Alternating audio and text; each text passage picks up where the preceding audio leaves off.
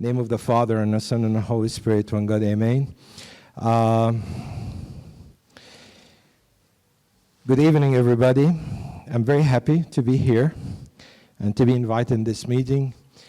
However, Abuna Dawood, I think, overestimated me, so he gave me very hard topics to talk about, and I wasn't really quite prepared because it was like only 2 days ago. So I'm going to try to do the best as I can. So please pray for me, so can God give me the wisdom not to say anything wrong. The topic tonight about something called the new tolerance and the moral relativism. And people who work in, like mechanical engineer, for example, they understand what the word tolerance means. In an engineering term, for example, if you have like a coin and you put the coin in like a vending machine to get some soda or whatever, there's something called tolerance. Tolerance means that how much error I can accept in this coin so it will pass the test when I throw it in these vending machines to see if the machine is going to work or not. However, that's not the term what we're going to talk about it tonight, because it has another social meaning. So we're going to start the presentation with some definitions about that. The first definition about tolerance in general, it's a fair, objective, and respectful attitude toward those whose opinions, beliefs, practices, racial or ethnic origin, etc., differ from one's own, freedom from bigotry. What that means? That means how much I can tolerate the attitude, the faith, the beliefs of someone else without getting into clashes. And how much I can accept that without changing my beliefs. So I can accept the other's belief, but the key word here is objective, not subjective. Please remember this word because we're going to talk about it a lot tonight. But what's the difference between the regular tolerance that I can tolerate in a society, different people, different ethnic group, different morality levels, and how that difference between tolerance and the new tolerance? And that's what we need to talk about it. The new tolerance, by definition, is said every individual's beliefs, values, lifestyle, and the perception of the truth claims are equal. There is no hierarchy of truth. Your beliefs and my beliefs are equal, and all the truth are relative.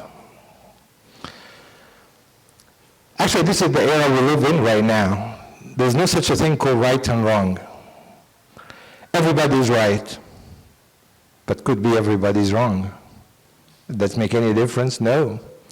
Because since everybody's right, there's no any reference point to say who is right and who is wrong. Everybody's right. As far as a religion, Buddhist is right, Christianity is right. Maybe this is the only reason it's not right in the Western society now, but Buddhist is right, Hinduism is right. Even what about satanic worshiper? It's still right that they do whatever they want. And when you ask about that, he said, the everlasting questions. Who are you to judge? The problem is, the result of this is who I am is what I do. If you don't accept what I'm doing, you do not accept me. So it's become not objective truth or objective behavior, it's become subjective. To explain this more, I remember one time I was in one of the college giving seminar for a Coptic club. I was giving a seminar about Trinity. And of course, some Americans were attending. Then one of them came after the seminar and he told me, oh, I never heard this explanation before. That's marvelous. That's amazing. And I love your church and stuff. And so I said, oh, great. And then he looks at me and he told me, by the way, I just would like to ask you about something very important. I need your opinion. I told him, sure, go ahead. So he told me, what's your church view about homosexuality? And I looked at him and immediately felt that something behind this question. And the guy told me openly, I'm an open gay, and I'm a proud gay. I said, oh, great. So then he looked at me, and then he told me, what's your church opinion about this? And I looked at him, and I told him about homosexuals or homosexuality. And then he looked at me, and he told me, what's the difference?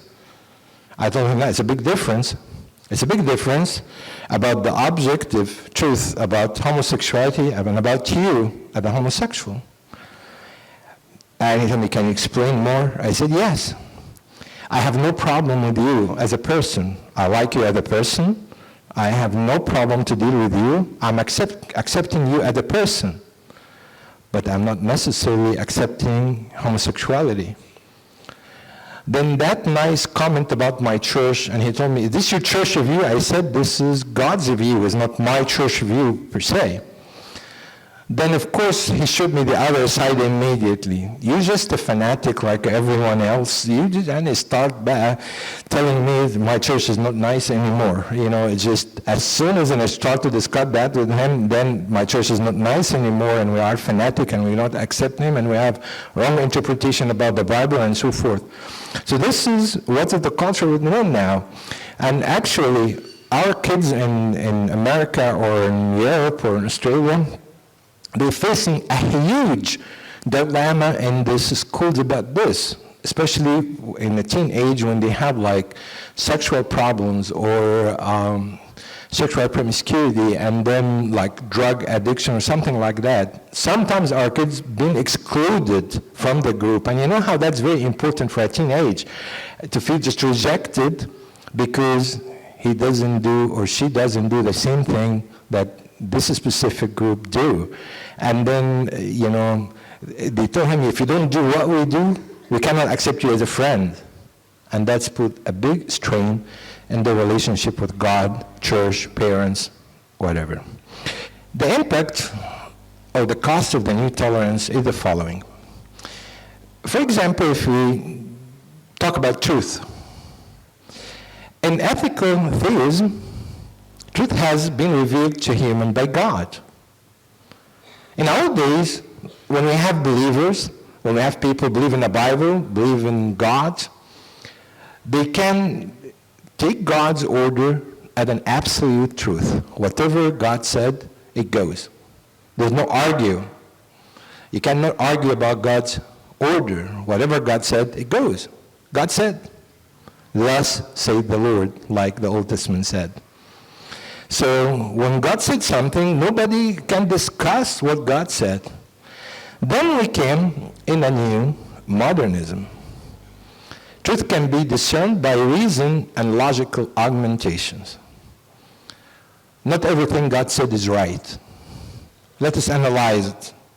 Is it scientific or not? For example, like creation. Or other things in the Bible, when you talk about it, people start telling you in a modernism type, no, we can't accept everything in the Bible. We have to argue, we have to prove it. We can't just take it as an absolute truth anymore. This has to change. So we came from, God revealing an absolute truth to now man has to understand and approve God's truth, if it is right or not. It gets worse. In postmodernism, they said truth does not exist objectively. It is a product of a personal culture. And what that means? What's right in Egypt is not right in America, and what's right in America is not right in Australia. And this is a huge problem if you become one day a parent in America. And this is the biggest mistake the parents always do. When the kids come and ask for something unusual for Egyptians, they're always telling them, we don't do that. Why we don't do that? Because we're Egyptians. What is the next line the kids will tell them? We're not in Egypt, we're in America. That's good, right? When you lived in Egypt, Dad, but it doesn't fly by here. We're in America, this is different. And of course, I've been in many clashes between parents and kids about this issue.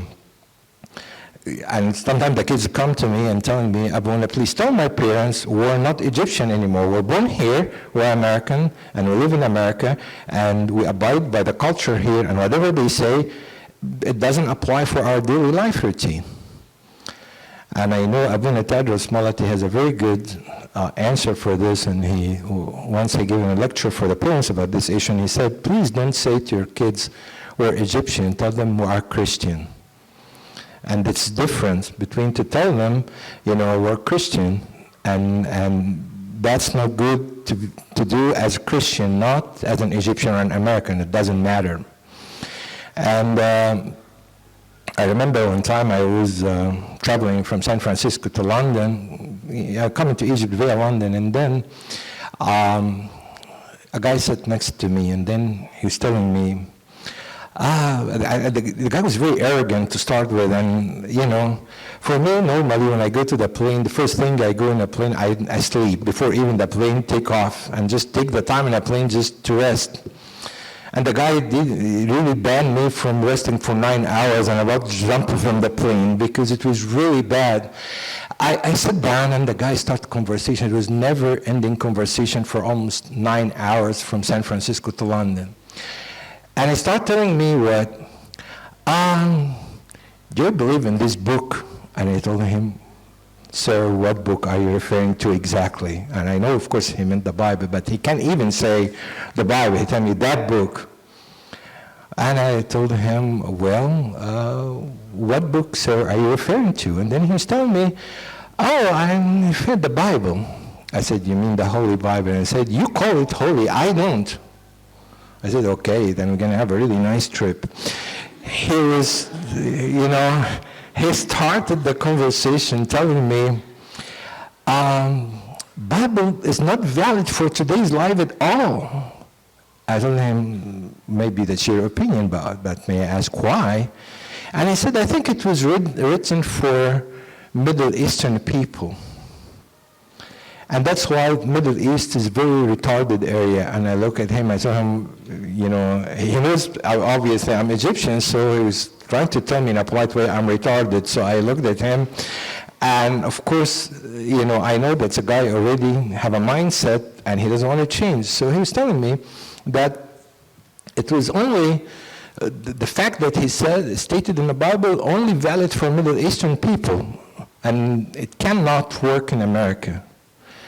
I told him, okay, it's killing innocent people, valid in America and London or not? And he said, it depends. I told him, what do you mean it depends? And he said, everybody do the right thing, whatever they believe. Then we had a long conversation about the objective truth and the subjective truth. That's what I'm going to elaborate more tonight about. However, human identity, for example, and that's a new tolerance, give us a hint tonight that in ethical theism, humans are both spiritual and material beings created in God's image, but fallen because of sin. We understand our identity, who we are, and what we're doing. We are God's image, we are created, in God's image and live for a purpose of life, to glorify God in our life. Maybe we fall in sin, but we understand that originally we are like an image of God. And modernism said, no, humans are rational, not spiritual. Beings who can define their existence according to what senses perceive. I will explain that. There's a lot of people, they think even a spirit is imaginary. And to start even with atheism, that you don't have such a spirit, you're just like an animal. You're a product of a DNA, you're a product of chemicals and chemical reactions. So you don't have a spirit, you're just an animal. But they said you are a rational animal. which is a very deceiving word, because when you rationalize things and you have a mind, so definitely you're different than an animal. But they said, you're just a rational animal. All what you do is what your senses perceive, that make you a human. But you don't have a spirit. طبعا in postmodernism also worse, humans are primarily social beings, product of their culture and environment. I'm defined as a human by the culture and the environment I'm living in. I'm no more than that. It's very degrading, actually, to human life and human being and human image to be just, I'm a product of a culture and environment. So if I'm a product of a bad culture, then I'm a bad person.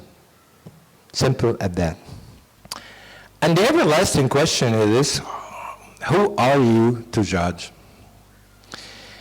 And it's very amazing that sometimes, you go and talk to people, and the only verse that they know in the Bible and about Christianity, judge not to be judged.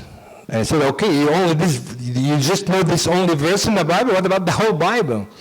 And they keep saying that, and if you even stated your opinion about anything in life, you're judging me. And it's happened to our kids again in America. They come home and, if you're wearing something bad or just, hearing bad music or something, and his parents tell him, Habibi, this is bad for you. Who are you to judge me? How do you know? And they start getting in this argument all the time. It's a huge argument that, who are you to judge? At one time we had an interview with a very famous Christian guy who was on a TV, and they were talking about Christian ethics and values. And then the guy made a remark about Christian, opinion as a Christian about something. Then the interviewer jumped in his throat right away. Sir, with all respect, who are you to judge? So the guy looked at her and he told her this following lines. And he told him, you want to know who I am? I'm going to tell you who I am. The answer is, I certainly do have the right to make a moral judgment. I'm a rational human person who is aware of certain fundamental principles of logical and moral reasoning. I think I'm qualified. Your claim that I have no right to make judgment itself, a judgment about me, your claim therefore is self-refuted. Of course she didn't. She was silent in the studio because he told her, you think I'm judging you, but you do the same thing. You just tell me I'm wrong and who am I, and you make judgment about me without knowing me. Then actually your question is self-refuted.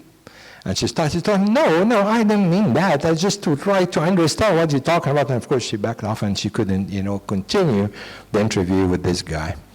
This is actually the dilemma we're living in. What is the implication of the new tolerance? The first implication in the West, or in a Western society in general, is the death of the truth. There's nothing now in America or in Europe or in Australia called absolute truth. You can't. You can't say that. When you say the truth about something, you said, don't say the truth, it's facts. See how we play with the word, Just say facts. And I have the right to accept these facts or not. And based on these facts, I'm going to make my judgment to say if it is right or wrong. But you don't have the right to tell me this is true. Based on what? So now we have a very pale view about truth. I remember, there's a movie, I'm sure you remember it because, it wasn't too recent. I think Few Good Men for Tom Cruise, when he tried to know the truth and he went to the guy and he told him, I demand to know the truth. And he told him, you cannot handle the truth. And this is true. A lot of people, they can't handle the truth. So what's the best way to do it? Just kill it. Say it does not exist. Because this is easier for me because I cannot handle the truth. And the big truth, I cannot handle that I'm wrong. So I can't handle this, that somebody tell me I'm wrong. So what's the best solution? There is no such a thing called truth. It's your truth, it's not my truth.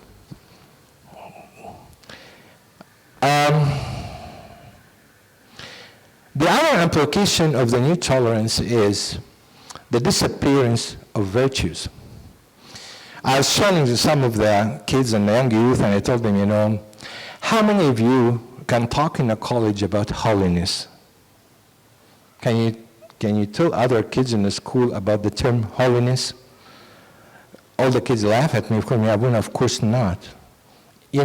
How if I even say this word in a high school, what the kids is going to do to me? I'm going to be, a target for all kind of humiliation and mockery to the rest of the year. Holiness? Who is holy anymore? You talk about holiness? This does not exist. Courage. Even in a dating game, as we say, talk about honesty.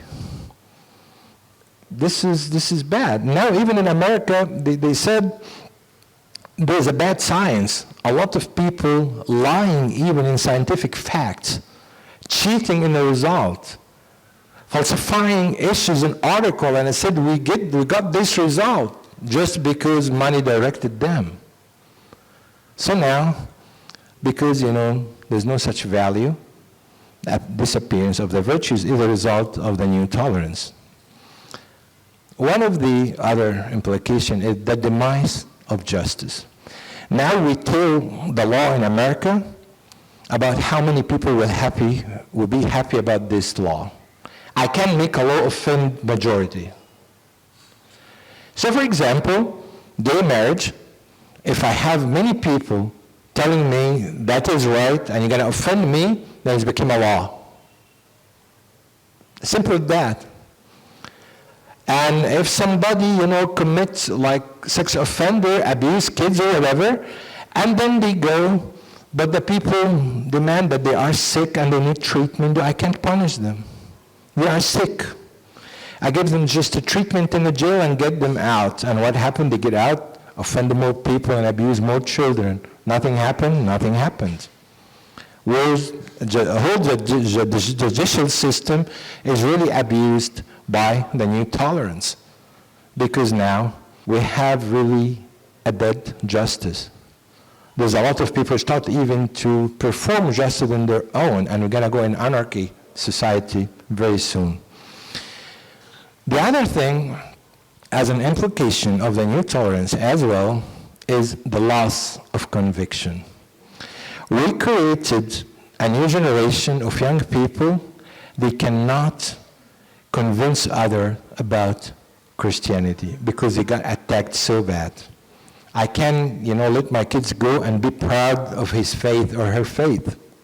If I go in a school and I have Buddhist and I have whatever and I have unbeliever and atheist, I cannot have the spirit of conviction. And they read them in a school even, your religion is not the right thing. And maybe it's not right at all. It's everybody's right. And that's have peace of mind. So there's no spirit of conviction that I grow up and I am very proud of my religion. I feel good about what I believe, and I convince others that my belief is right.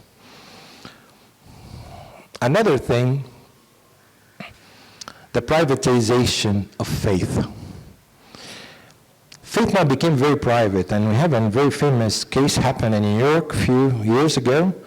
A young guy, I think in 4th grade or something like that, during lunch, he came from a very good Christian family. So during lunch, he just put down his head down and he started to have a silent prayer. You know what the punishment? He was dragged to the principal office. The guy rebuked him and chastised him and told him, you can't do that even secretly.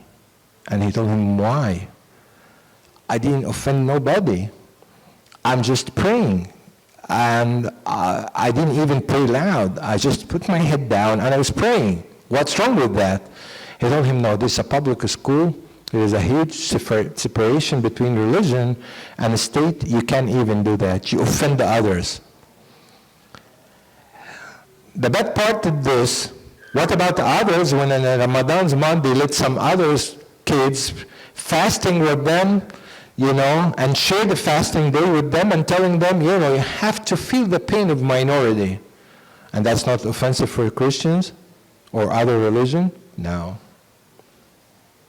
And this became how to tell, faith in certain modes, in certain style, and you cannot even talk about any absolute faith as well.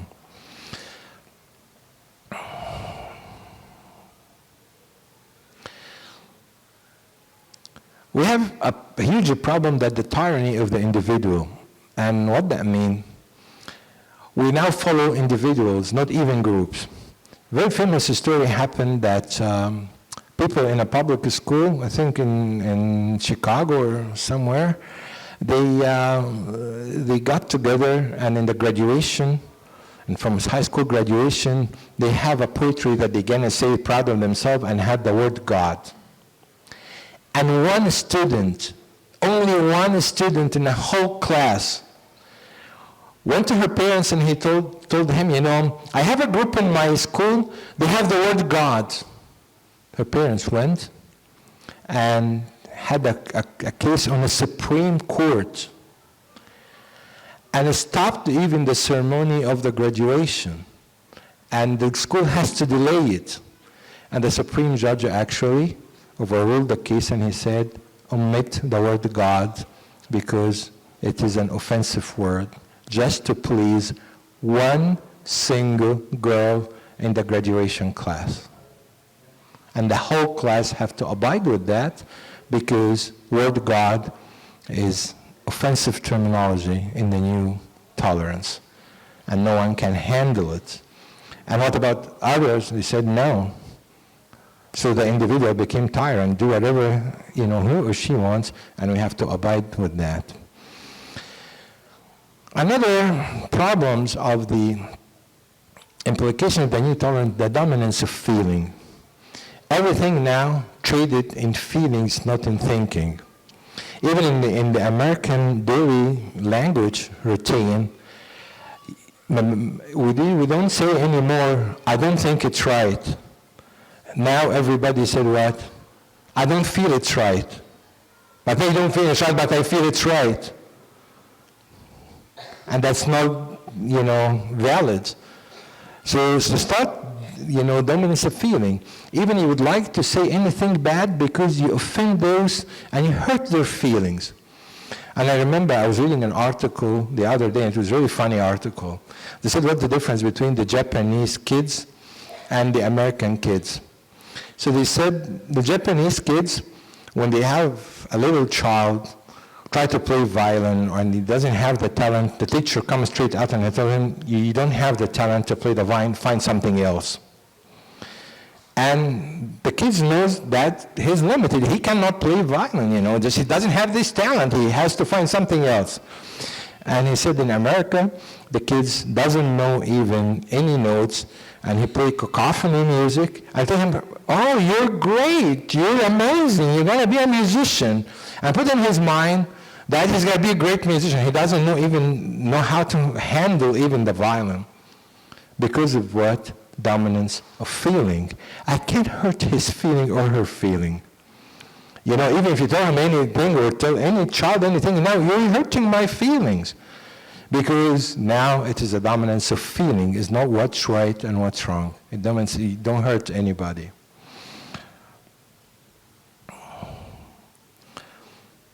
Another thing, of course, descend into extremes.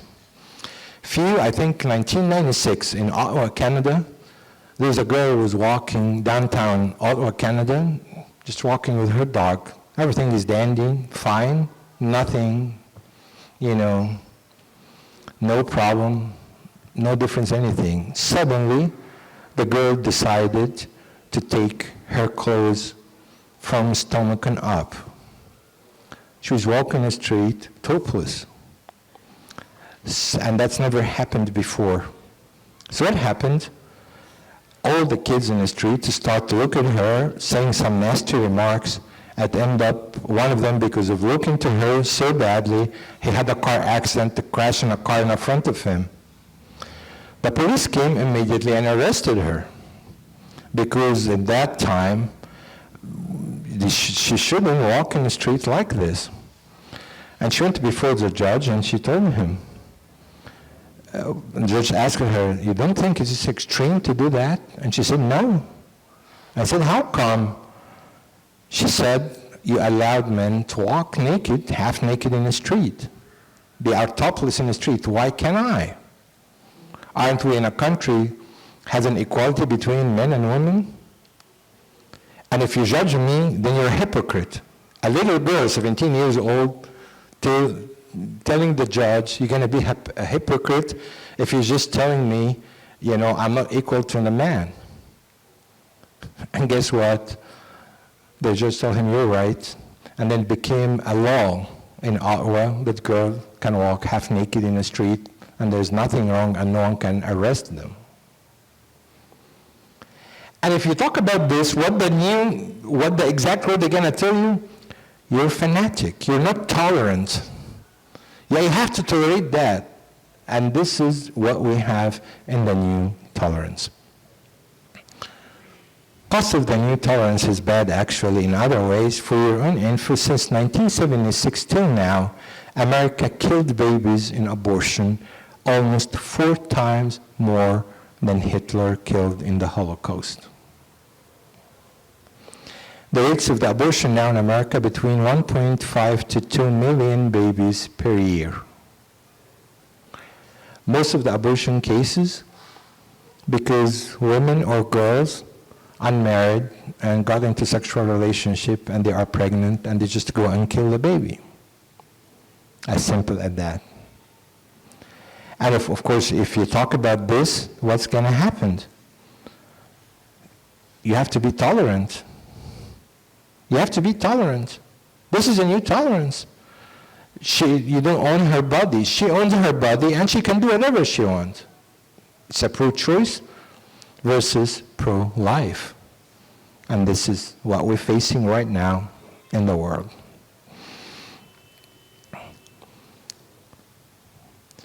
We're going to focus now about something very important, which is focus on the truth, because that's the main issue that controls the whole dilemma of the new tolerance. Like Jesus said, I have come into the world to testify to the truth. Everyone who is of the truth hears my voice. And Pilate said to him, what is the truth? And these questions we're going to try to answer tonight about what is the truth. Unfortunately, this word in today's society means the following. The word truth now means true for me, and nothing more. We have entered an era of dogmatic skepticism. What that means? I can argue about your truth, and what's true for me, it's true for me. What's true for you, it's true for you. Since we're not clashing to each other, live and let the other lives. That's a new thing, and that's a new era. What about values? What about this? That's what we are hurting. The value system is going. Says who? If truth cannot be known, then the concept of moral truth become incoherent. Ethics became relative, right and wrong matters of individuals' opinions. Because actually ethics and moral based on truth, based on fact. Well, if there's no facts, if there's no truth, then there's no morals, there's no ethics. There's no even hierarchy for morals. Who can say that Mother Teresa and Hitler are bad or worse or, opposing to each other? In my opinion, they have even a statistics in one of the class in New York. The teacher asked a student, was Hitler right for killing people? And said 25% of the class said, we don't know. Maybe he has his own reason. And the teacher was going crazy and told him, are you trying to tell me what Hitler did in the Holocaust and killing people? You even going to think about it, if it is right or wrong? They said, yeah, maybe he has other reason we don't know. So we reach to the point now that the people, even simple facts, simple truth, it's dogmatic. Let us talk about it. Let us analyze it. Maybe there's hidden reason we don't know anything about. So killing people, abusing kids, gay marriage, whatever, it's okay. We can talk about it because maybe some stuff we don't know. Were you trying to know? No, because you became a very closed-minded person, and you're not an open-minded person, and you're offending other, and the dominance of feeling, all the things that we talked about. So, in the end of the day, excuse my language, you shut up, you open your mouth, don't say anything. That's basically what they require us to do.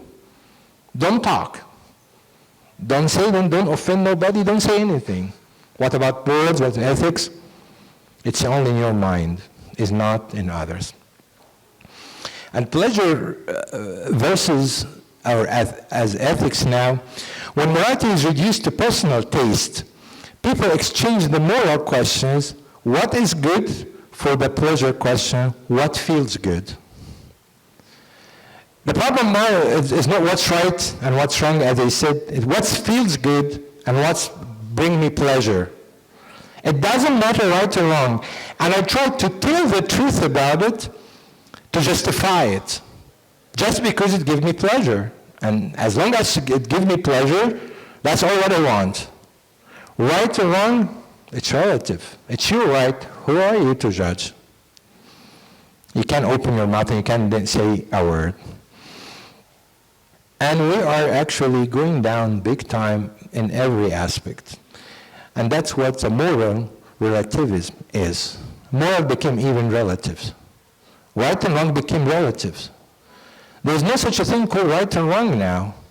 And I'm afraid it's happened in Egypt as well. You know, it is going to start because a lot of people here in different colleges and different American university and German university and whatever university, so all this kind, they try to get influenced by the same philosophy. You know, moral is relativism. It's relative. You don't have an absolute moral to say this is right and this is wrong, because morals based on the truth. Right or wrong versus subjective truth and objective truth. For example, I give you a very good example here. Say, one ought not to kill innocent people. One ought to believe that Kansas is in the United States. Both of them, actually, it's a valid truth statement, but they are different. Difference in ought. In oughtness, in the first statement, it's moral. But in the other line, it's based on knowledge. Could be wrong. Maybe Kansas is not in the United States. I can correct that if it is wrong. But how can I correct somebody come and telling me killing innocent people is not wrong? Well, isn't that what abortion is? You try to convince people that killing innocent baby is wrong. No, it's not wrong. It's my choice. And we have like a very nice statement from John Stuart Mill, his 19th century philosopher. He said, when there's a rational wrong, we correct the error. But when there's a moral wrong, we correct or punish the person. For example, if my kids one day come and he's in a math exam and he tell me, I did this wrong problem, I solved it wrong and I'm sorry. All what I can say, okay, you need to know the right answer and you correct it next time. No harm done. It's a scientific issue, no problem. But when we have a problem in morality, how can we fix that? In a dominance of feelings and demise of justice, and the tyranny of the individuals, how are you going to punish a person? The sad part of this, and you guys in apologetics class, you will face this a lot. Main reason of problems with God now, how God allow evil to happen, right? This is one of the main problems. When you go and even talk about God, they said, there is no God because there's such evil in the whole world. If there's a God, how can he just control the evil in the whole world? How come I see babies killed? How come I see people raped? Right. But you think really God who did that, or we did it to ourselves?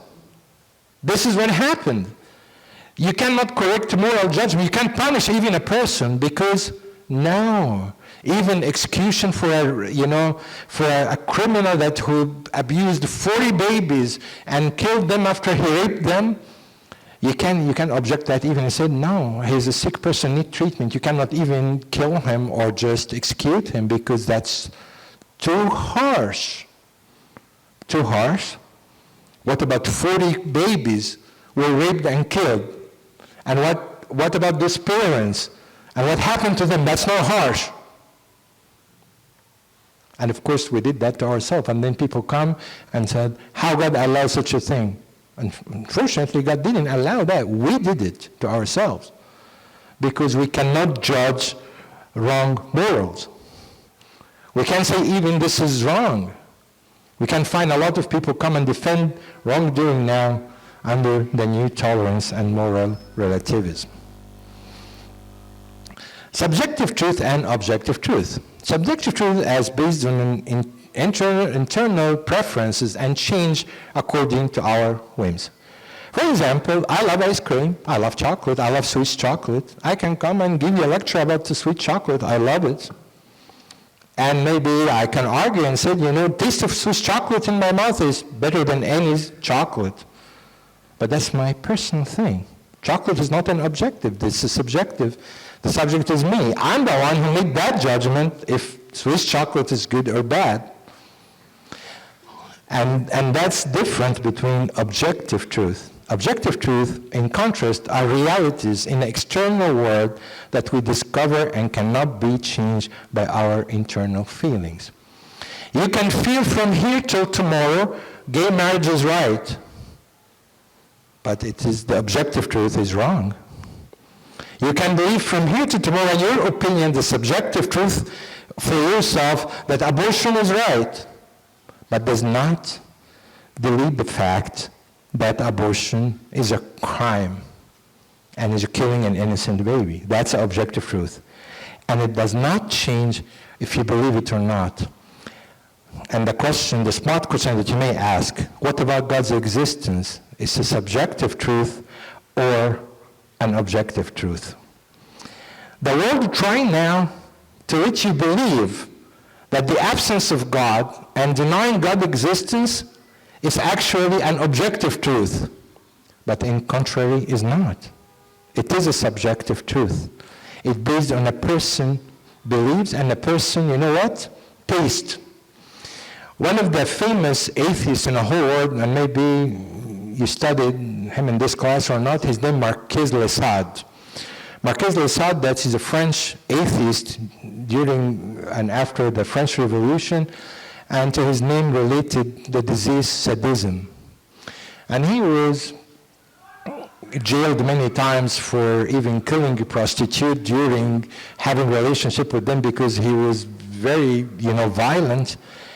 And one time, he wrote a book and he said, even if God exists, I don't want him to exist. Existence of God is against my sensuality. And I want him even to be here, even if it is here. Another guy said the same thing, even the idea of having God is terrifying. It's silly. I don't want it. So now atheism became not irrational, it became a will. And that's the difference. So even when we talk about objective truth and subjective truth, it's defined for God now. They're trying to make it objective, but when you analyze it and you boil it down, it's a subjective.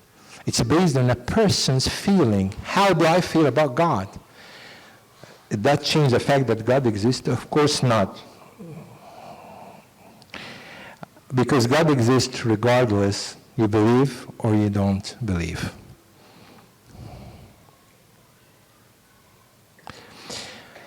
Moral relativism is a type of subjectivism. And that's true. When morals became relative, it became subjectivism.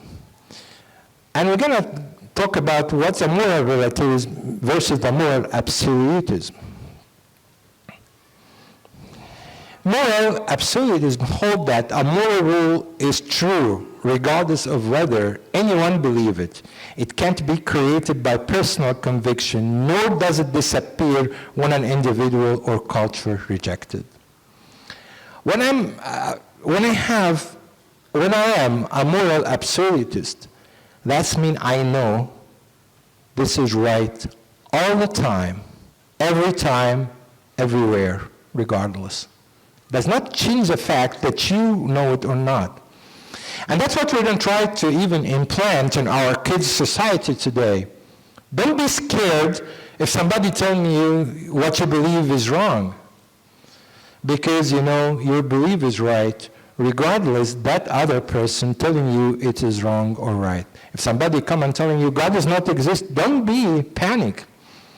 That's not going to change the fact for what you believe that God is there and He is there. So that's when I have a moral absolutism, that means I know sex before marriage is wrong. I'm going to hold to this absolute moral value regardless. You don't want it, you don't want it. But I understand this is wrong all the time, everywhere, in every country and in every situation. I'm not going to change this. And that's the difference between I became a moral relativist or a moral absolutist. Absolutists also hold that moral rules are frequently self-evident in the same way that mathematical truth is self-evident. We don't invent morality, we discover it like we discover multiplication table. What that mean? When I talk about absolute morals, I'm not inventing. I'm not that one who put actually the absolute morals, because the source of absolute moral is who? Is God. One of the evidence that God exists is morality, or absolute morals. So I know that God actually give me that moral code, and that's not going to change, no matter what. And I understand the more I have a good relationship with God, the more I discover morality and absolute morality. It's not me who invented. When this guy asked me if homosexuality is right or wrong, I told him that's not my church opinion. That is God's opinion. And that's, when you refer to God, this is an absolute moral. It's not your personal preference, like you like ice cream, you like chocolate. That's not the way it is. Relativism implication on today's society. First thing, of course, as we said, relativism and the law. Law have kept changing in a Western society because of relative morality. Whatever right wasn't right today, whatever right, few centuries or few decades ago is not anymore. Now we can do a lot of things, and now we have to tell the law, as I said, on what basis the people feels about them. Another implication, which is the meaning of marriage. Now, of course, for all this gay marriage and homosexual, we try to redefine even the term family. In America now, they have, I think, the past 4 or 5 years, have lawmakers from the Congress and lawyers and sociologists and everybody try to find a new definition for family. Because family is not anymore a man and a woman and a kids. That's not anymore. In public school now in America, and my son in the 8th grade, 7th grade, and just like, in the middle of school, but he's in a Christian school.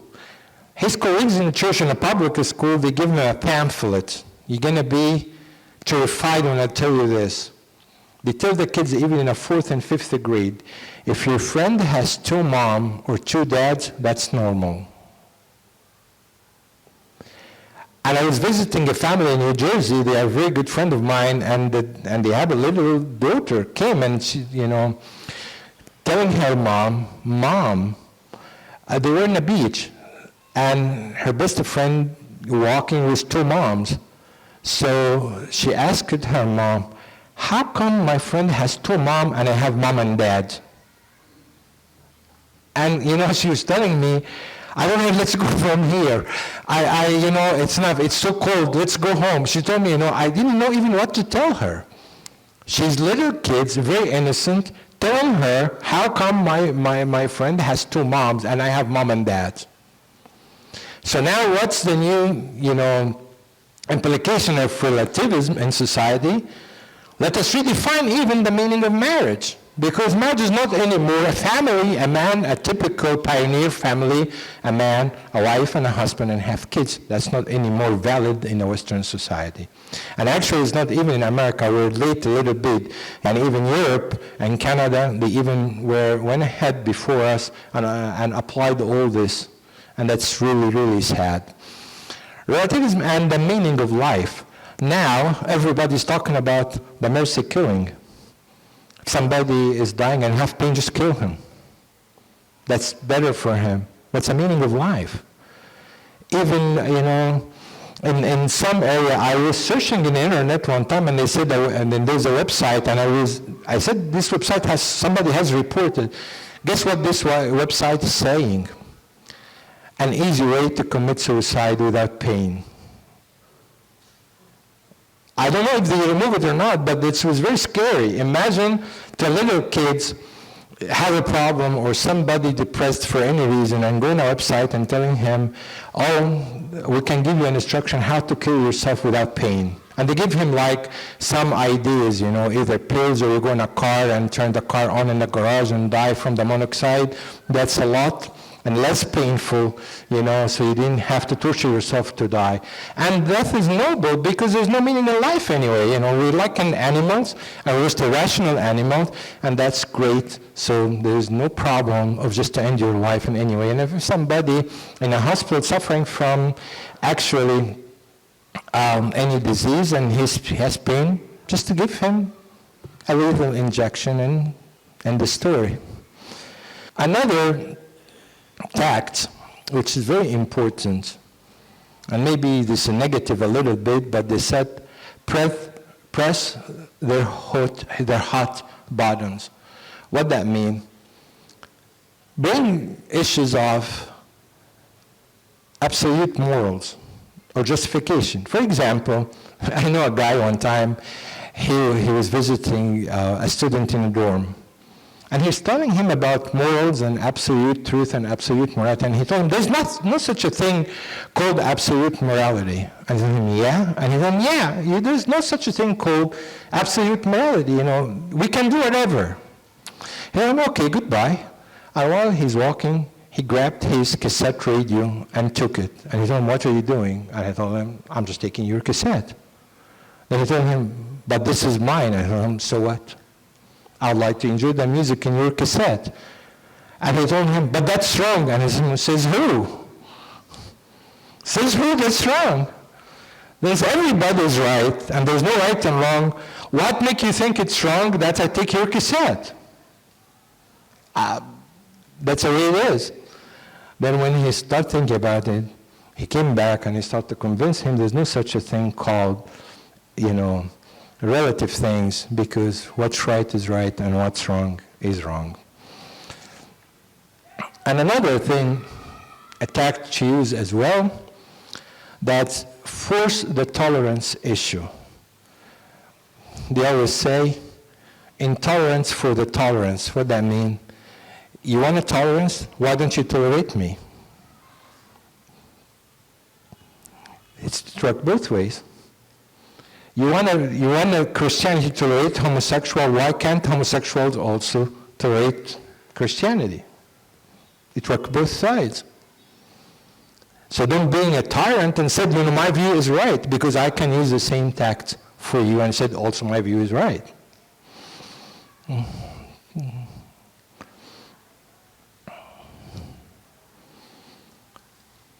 Number 4, have a ready defense. A lot of atheists actually succeed in an argument because of the lack of knowledge of the believers. The Bible was so right when the Bible said, my people are perishing from the lack of the knowledge. We need to have knowledge. We're in an era that's blind faith is not working anymore. You cannot just have and there's difference between simple faith and, blind faith. And our faith is not blind. So we need to be very empowered with knowledge, with defense, the tacts, how they use their thinking, and we have the philosophy to answer back. And the last thing I'd like to tell you too, this is the conclusion of the whole lecture, is what St. Augustine said. St. Augustine said something amazing. He said, we must show our scripture not to be in conflict with whatever our critics can demonstrate about the nature of things from reliable sources. So do we give in? So we sacrifice our belief? No, absolutely no. But as we said, we need to have what we called integration between Bible, between science, the good science, and differentiate between the good science and the bad science, between philosophy. And you know what's philosophy? The word philosophy means, it's philosophia. Philo means love, Sophia means wisdom, the people who love wisdom. So we get the philosophy from reliable source that's really make us love the wisdom, and also integrated with arts, because now, for example, Hollywood became the temple of the new tolerance. Everything in extreme, everything, and under the freedom of speech and freedom of expression that they can do whatever. And let us understand how to establish a Christian worldview that can hold tight the teaching of the Bible, the scientific fact, the good philosophy, and the good art, and make Christian worldview that can opposing the new tolerance and set a new standard of value, morals, and ethic code. And that's it. Thank you very much. You've been a great audience. Any questions?